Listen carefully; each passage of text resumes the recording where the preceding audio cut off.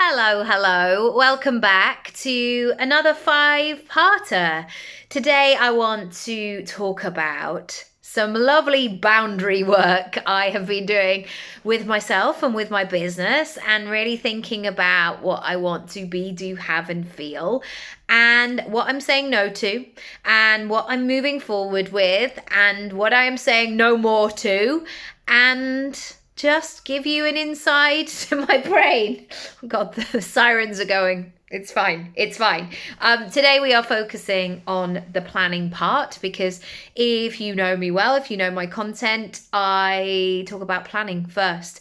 It is the beginning section of your personal brand plan, which is my brand new program. You can check that out in my Work With Me page. There are two ways to do that. You can work with me one-on-one for 100 days, or you can do the DIY version and get stuck in.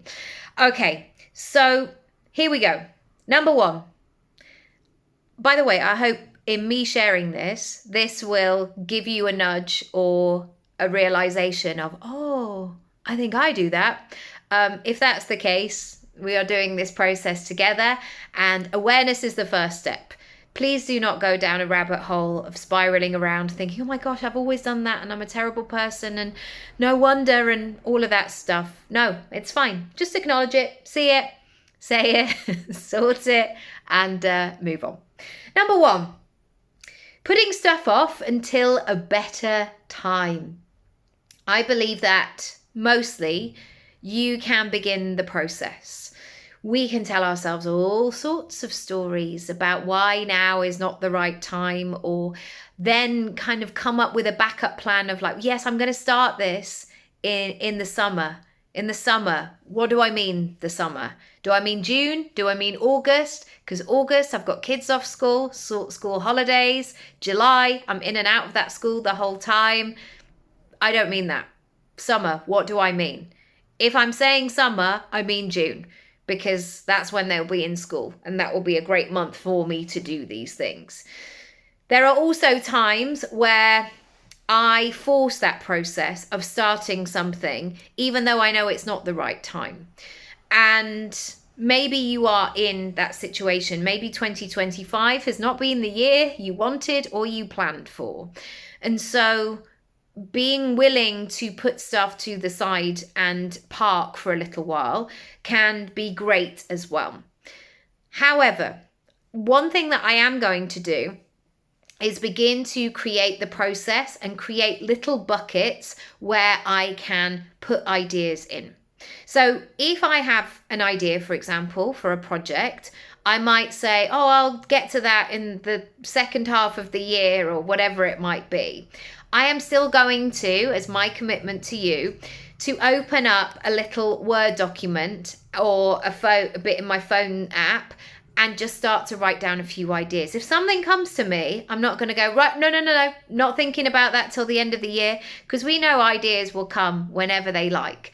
And so actually making a decision to have a place and a space where I can put those ideas is going to be great. Number two, saying I don't know or using vague language. When I get into this space, this is usually the look that Matt will give me. It's time to go to bed. Like, sounds like you're really tired. It sounds like you need to call today off and revisit tomorrow. When I get stuck in that, I don't know what I'm doing, I've no idea, I'm winging it, I'm this, it's my, ooh, here we go. It's a victim choice for me. That's when I go into but nobody told me, and I don't know, and we all have our own version of those sorts of things. So when I hear myself, this is one thing I'm doing this year, when I hear myself saying, I don't know, or using vague language, that is either for me to go, you're tired, you clearly can't think straight, you need to park this for another day, or say, okay, I'm going to go into detective mode now. I'm going to ask some big open questions and I'm going to help you find the answer. All these conversations are going on within my head. Yes, very bizarre. But when I say I don't know, or if I'm really vague, I'm just going round and round in circles, and I'm not enjoying myself, and I'm not getting the answers that I need. So that is something I'm going to be doing this year. Number 3, being busy and just filling the day. I need to work smarter, and I'm going to take more time off. And that has been working nicely this year. I think that somehow we are conditioned to maximize all the time off that we have, and somehow feel like we have to be at our desk the whole time. And I remember it when my son went to nursery when he was around 2. I'd drop him off at 8:30, and I'd be like, right, I'll get home, I'll have a cup of tea. And I was in that zone all day long. And I didn't pause, I didn't breathe, I didn't stop. I was just go, go, go.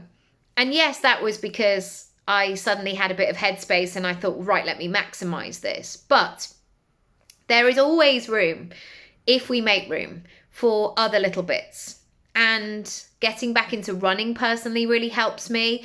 Going to a yoga class, or sometimes I just, this sounds really sad, like going to my fruit and veg shop and like buying nice things that I'm going to cook with, rather than just going around the supermarket and going, yeah, get that, put that in the fridge. Really thinking about things, taking time to read. I've read 9 books this year, seen friends, calling people instead of thinking I must call that person.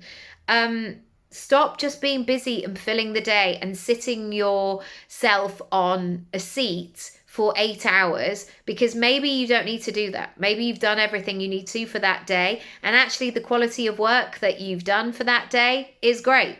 So allow yourself to rest, and then tomorrow will be a new day. It'll be great, and off we go. Number 4, not being specific. Oh my goodness. Maybe you can relate. I cannot get into the nitty-gritty. And the nitty-gritty is so important for understanding what it is that you're trying to do.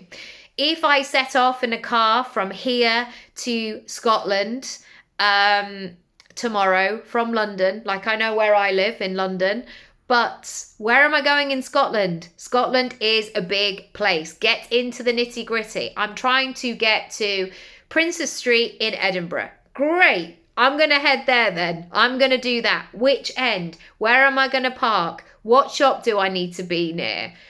That gives me more insight, and therefore I can take action. I think it's so easy to get into the non-specifics, the woolly language, it'd be great. Yeah, I'd love to come to Scotland. When am I going to Scotland? Which part of Scotland am I going? How long am I staying? All of that. And number 5 of the planning process, I last year did not check in enough. And so what the shift is I've made this year is I am checking in on those goals every single day and giving it the ritual that I have when I wake up every morning. I am usually the first up in our house. I love a quiet morning. I go downstairs, I make myself a cup of tea in the same mug, and I never mess it up. I mean, occasionally I'll put like a decaf in, which is an absolute mistake, but I generally make a cup of tea, and I make it well to suit me. And that's what I need to do with my goals every single day, and just have that sense of like, what am I doing today? What is this plan? What is this work? What direction am I heading in? And sometimes it can take 3 minutes just to center yourself, just to almost like look at the map, calibrate, see what's happening, what's not working, where do I need to go to next, and have that running alongside the action that I take every day. I think the temptation is to write your goals down or make a plan on the 1st of January and then just put it in a drawer and forget about it. We are not doing that this year. If you are ready to join your personal brand plan, or if you want to find out more, come on over to my Work With Me page. You can do your personal brand plan for 100 days, one-on-one. If you want to find out more about that, book a call, send me a message, send me an email, and we can chat further. Or if you want to dig in to the DIY version, I would love to help and support you. Lots of love, and I'll see you next time. Bye.